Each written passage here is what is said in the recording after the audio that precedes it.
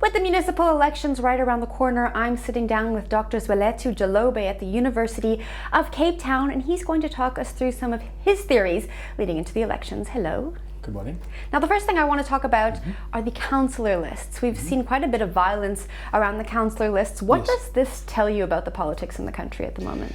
A few things. I think that it says that the competition to be on that list, number one, is one that can be or that can make the difference between a person getting a job, firstly, and a person being completely out. And so, given the current economic context, it does raise a lot of pressure, firstly, and it does make the contest a lot more of a life and death issue than it should be. The second thing is that it talks to this notion of the relationship between, say, councillors on the one hand, whom are appointed, and those whom a community may want. And normally, or in the past at least, parties would tend to control who gets to sit on the list, and at times that runs into conflict with what the people actually want. And so as issues get more desperate, as the economic climate gets more depressed, as people slide more into poverty, people would rather elect their own people, or they would rather see people who are on the list whom they think will be able to represent their interests.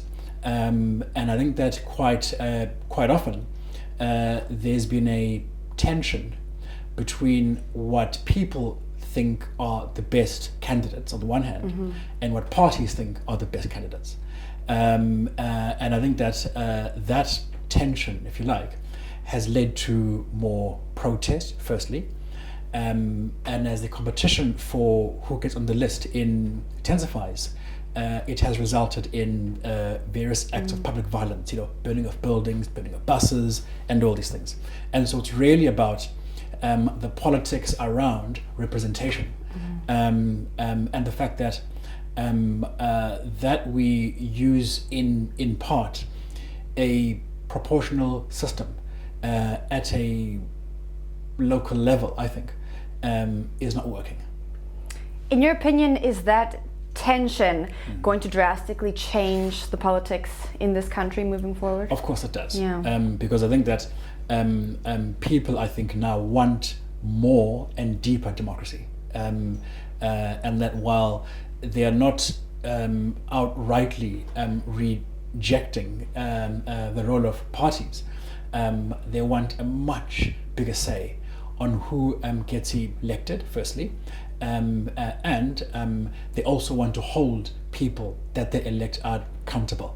And I think that when parties play such a mediating role in terms of who sits on the list and who can become a councillor, can become a mayor, people feel that it creates quite an intolerable distance between them and what they think the interest should be. And that's what creates all the tensions. And so what could happen, for instance, is that if people don't get whom they want, right, or don't get the kind of people whom they think would serve their interests, they either not vote, firstly, or they simply withdraw, or they just protest some more. And so it will change the politics, yes. It will also raise the temperature as well, and it will affect turnout. But whether or not it's going to lead to a realignment, I think is a very, very different issue.